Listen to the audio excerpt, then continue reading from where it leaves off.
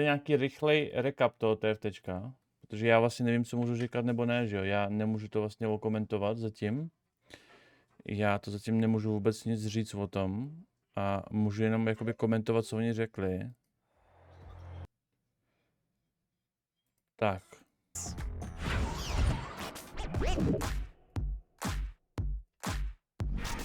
In Remix Rumble, you're the DJ, and the board is your turntable.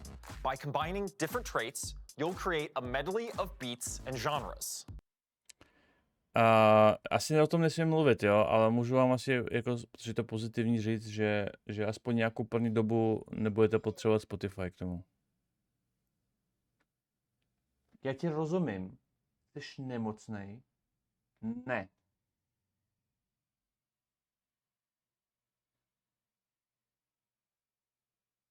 Tak. Let's start with familiar chart toppers, beginning with the ultimate pop stars, KDA. Get the entire lobby bumping with KDA and their most dedicated superfans. Ty tvoje psi oči, prosím. No já vím.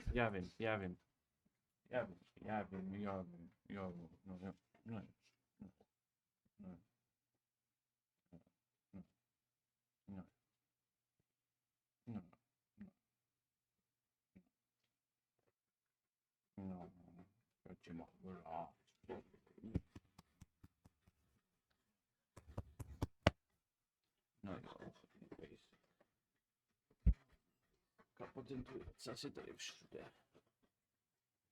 No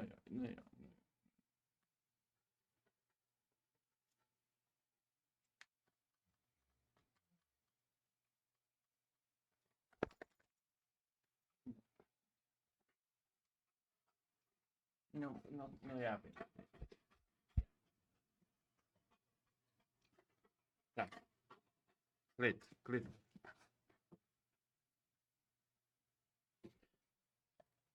Position them just so, and you'll find yourself at the performance of a lifetime, with incredible choreography and a bunch of bonus stats. Okay, let's make like a collie and hop over to the next band. True Damage and Pentakill are also in the mix, and both stay true to their names. True Damage grants extra attack speed. Wait, that can't be right. This is more like it. True Damage members are all about style and will gain a unique bling bonus that'll power them up as you itemize them.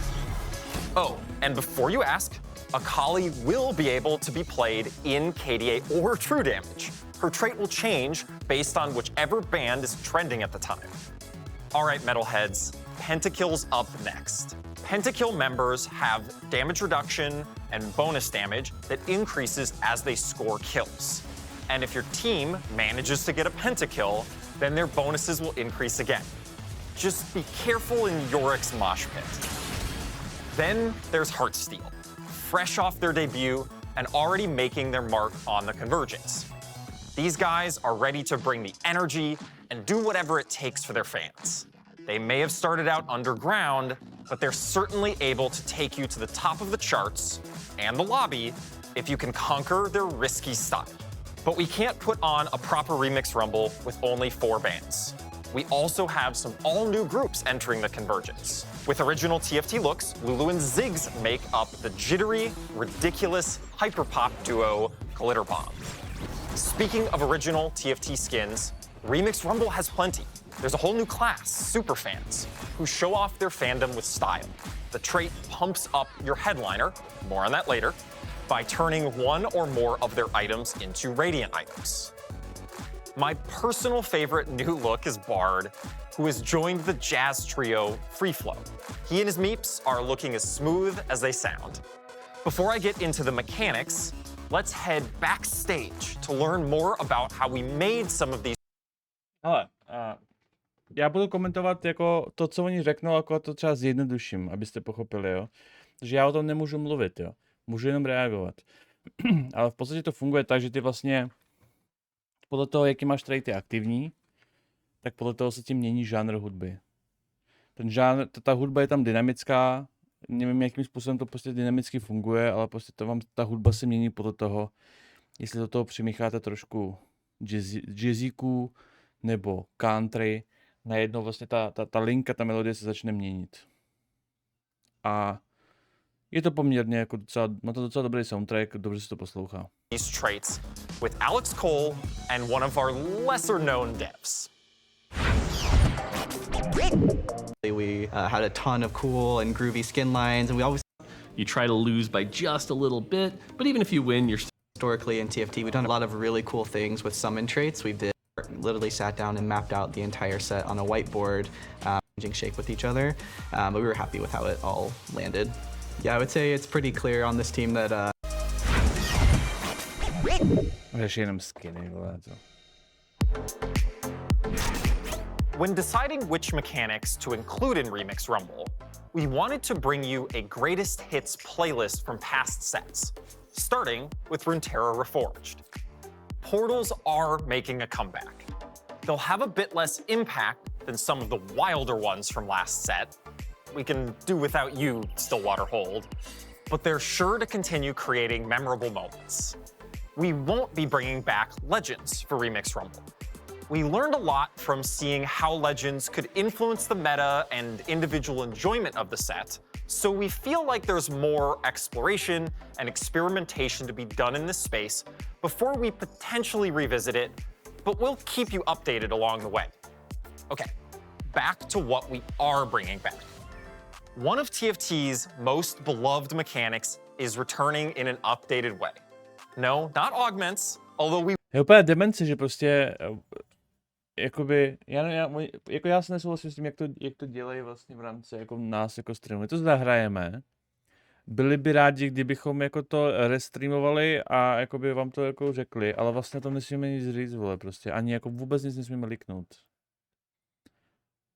Takže vlastně jako reálně můžu jenom jako říkat jenom to, co říká on. Vlastně, we will be introducing new augments for Remix Rumble as well.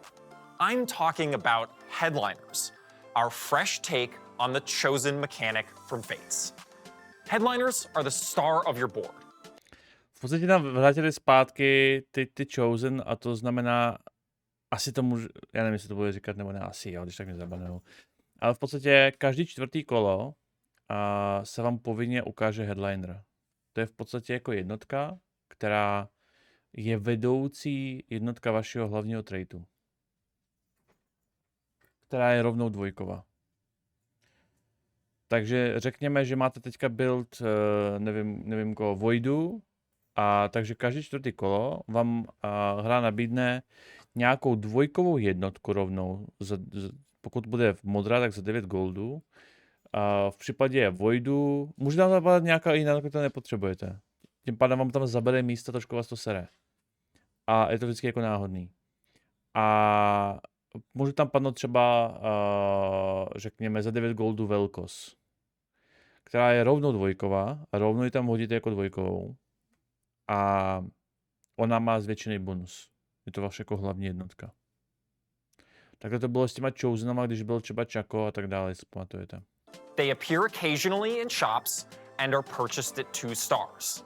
Headliners have tons of immediate power and they give you +1 to one of their traits. Jo, a jsou za 2 traity vlastně. Jsou za 2 traity rovnou. But here's where headliners diverge from chosen. Each one will have a specific headliner effect that empowers them in a way that only a true fan would appreciate. Take Bard from the Jazz Trio, who improvises a few notes to either heal an ally or deal a bit of damage. When Bard is your headliner, every 10 casts will generate a meep that allows him to play 1 extra note on his first cast of combat. Bard is the type of headliner that will scale into the endgame. Whether that scale is major or minor depends on how early you can get it. Some headliners will be difficult to find endgame carries. Take Yorick, a legendary unit who temporarily summons ghouls. When this headbanger is your headliner, the ghouls will be bigger and deal more damage. And one more thing about our mechanics. All of them will be harmonizing together, so keep an eye and an ear out for that. All right, let's check back in with Alex and Mort to talk more about headliners. So early on, when we were exploring galaxies or a variation, and it was something Asi důležitý, oni prostě mluví o tom, Is that it proč unlocks. tam... So whether you are a player that really loves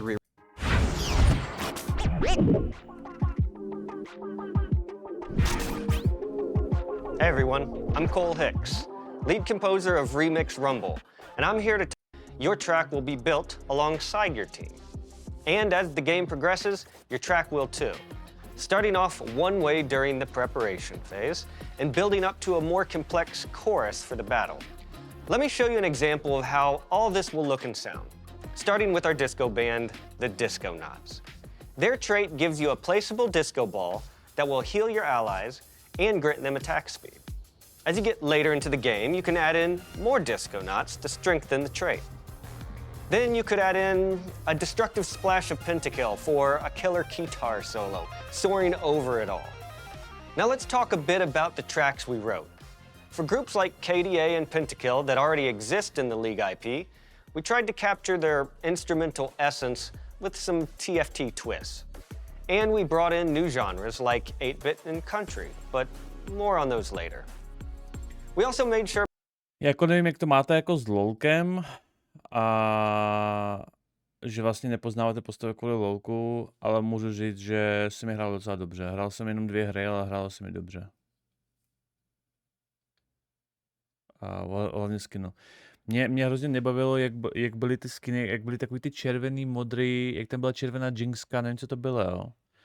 Jak oni vlastně všechny byli stejný, jak oni měli stejné barvy, ale vlastně díky tomu byli stejný a bylo to strašně otravný. Nevím, co to bylo za set, to bylo hrozně špatný.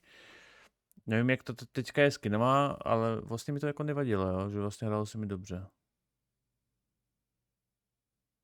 Soaring over it all. Now let's talk a bit about the tracks we wrote. For groups like KDA and Pentakill that already exist in the League IP, we tried to capture their instrumental essence with some TFT twists. And we brought in new genres like 8-bit and country, but more on those later. We also made sure powerful units like Jin got their moment in the spotlight. For Maestro, Jin's legendary trait, we mixed in a Paganini-esque violin solo to create a modern interpretation of classical music, Jin fit je for the legenda. virtuoso himself. This sound was the perfect fit for a trait that deals extra damage to tactician health and a champion whose ability builds up in a cadenza of damage.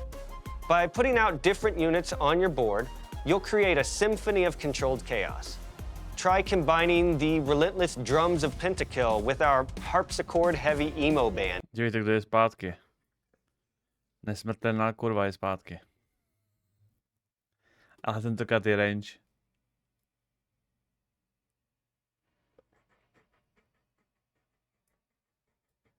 Big Sad.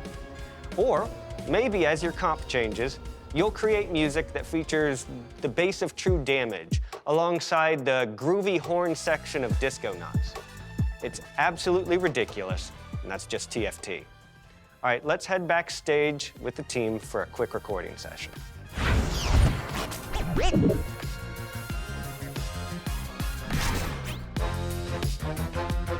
Okay, Jimmy.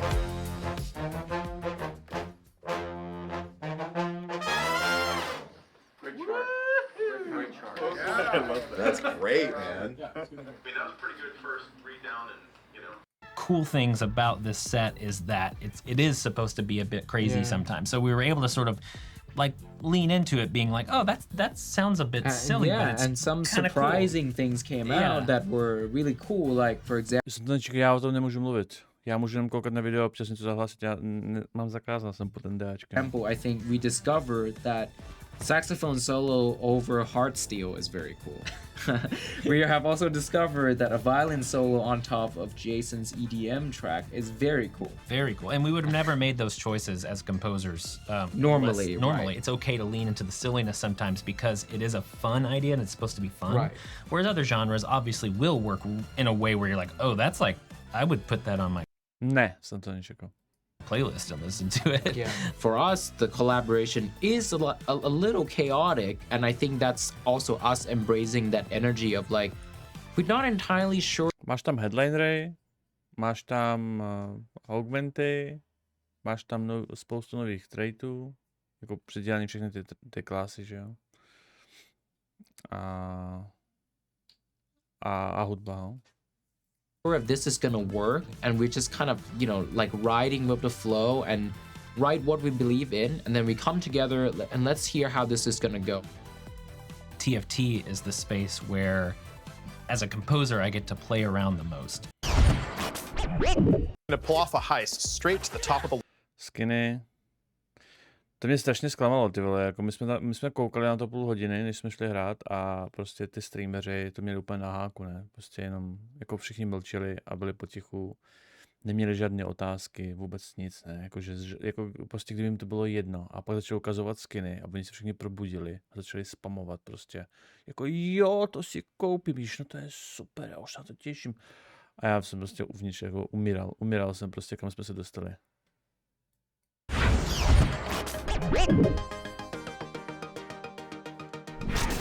Like League of Legends, we're adding Emerald tier to our ranked ladder. It'll add more climbing room, while also recognizing the skill progression that players show between Platinum and Diamond. This comes at the perfect time as we transition to creating 3 sets a year, and 3 ranked seasons to go with them. Without mid-sets, there's no soft reset of your rank throughout the season, so you'll have more time to track your progress on the expanded ladder, prove your skill, and get new Emerald rewards. We're not looking to make the climb harder. Emerald and a longer season should mean a smoother, more consistent climb overall. We know TFT is a more chaotic game than League, and we don't want to punish or reward you too much for performance outliers. You can play great and still low roll in TFT, and our ranked system should and will reflect that. Okay, before you get too excited and queue up for ranked, let's check. Díky, omylka do seba. Ale mobile nás nezajímá. Esport. Was that the last boba? Yep. Oh. Okay. Hey everyone, Sherman back to talk about all things TFT esports.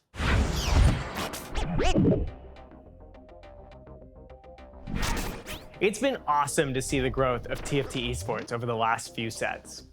We've seen 3 sets of steady viewer growth for set championships, and with the Runeterra Reforged Championship, we're hoping to make it 4. We're about 5 weeks out from our first global LAN event, the TFT Vegas Open. It'll be from December 8th to the 10th, with 512 competitors from around the world as they take over the MGM brand. I first want to see where players from anywhere can step into the spotlight and become IRL. Super excited for our first ever LAN event. To už se odehrálo. Já se každopádně na to teďko těším. Já se docela těším na to. Tak, co oni ukázali? Ukázali anarchisty. A každý reroll, první kolo stojí 1 gold a anarchisty dostávají extra staty za každý reroll. A tady je asi Jinxka a ta je hrozně OP, jo. Jinxka je, nevím jestli ponerfujou, ale Jinxka je OP.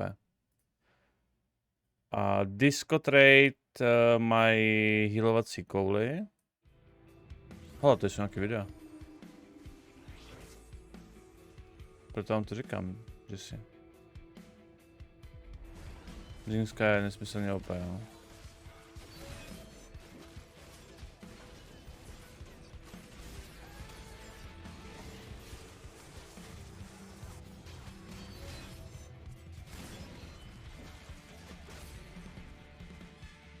Už jsem dál, no.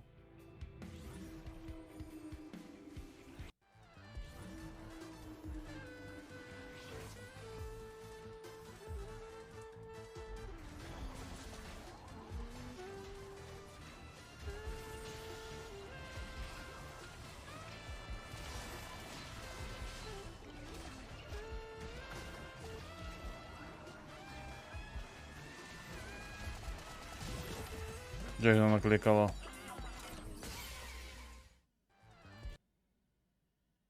Tak, co to ještě mají ukázaný, jo. Desperado. Summonujou nějakého koníka, který stojí okolo a čeká, až může vlítnout do fightu. Až jim klesnou HPčka, tuším. Já tady koníka mají. ten čeká až jim klesnou HPčko a pak přiběhne pomoc.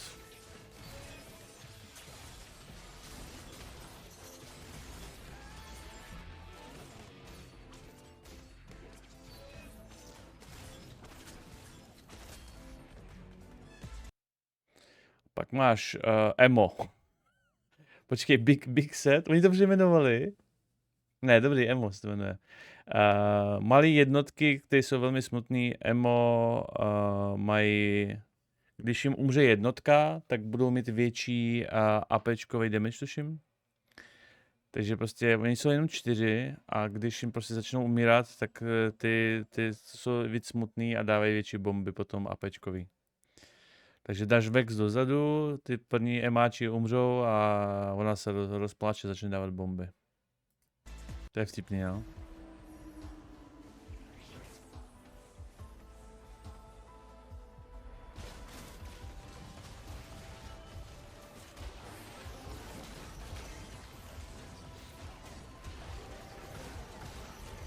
Jak tam skáče, ne? Vepředu byla ta popinka.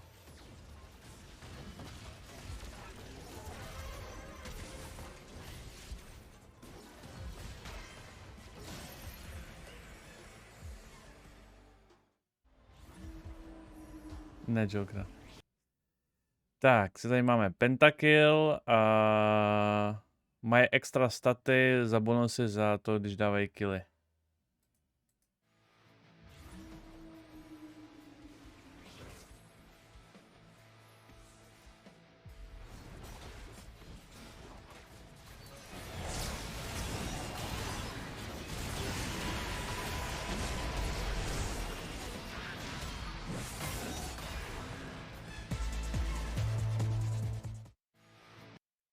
A pak je tady true damage, který mají extra bonus na true damage, když mají nějaký itemy. Čím víc itemů, tím... Pentakill je nejlepší skupina volka.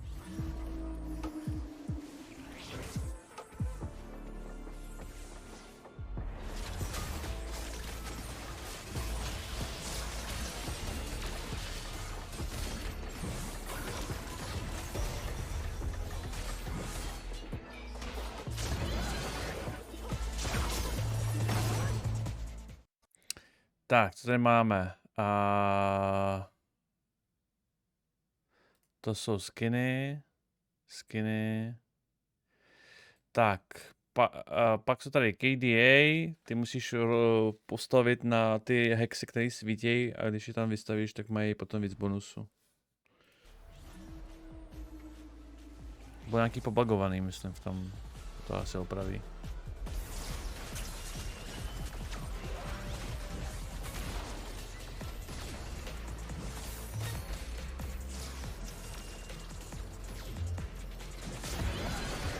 Prostě musí stát v těch hexech, které svítí, no. To je všechno. A Hardsteel, to jsou podle mě tanci jenom. Ne, blbost, ježišmarja, to je něco jako, že oni umírají a dostávají nějaký hardci a čím víc hardců máš, tam ti padá loot nebo něco takového.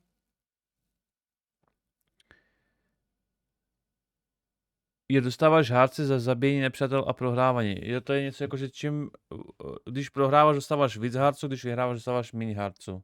A pak, když máš těch hardců dost, tak ti otevře bednička. To jsou vlastně jako mercenaries, akorát jinak. Tyhle ty hardsteelové. Jo, akorát tam je rozdíl, myslím, že ta bednička, ty si nevyberáš, kdy ji otevřeš. Ona myslím, že si otvírá po 3 kolech, nebo něco takového. Nebo po 4, po 5, nevím, možná se to stupňuje, a takže tím pádem chceš jako to mít v rámci toho cyklu vždycky jakoby co nejvíc proher, no.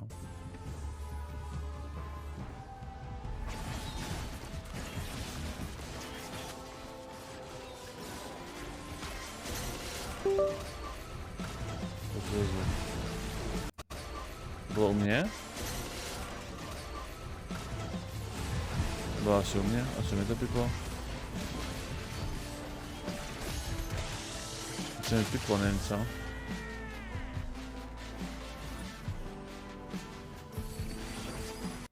Sami people, nevím co. A 21. to vyjde live. 7. odpoledne plus 9 to vyjde u nás.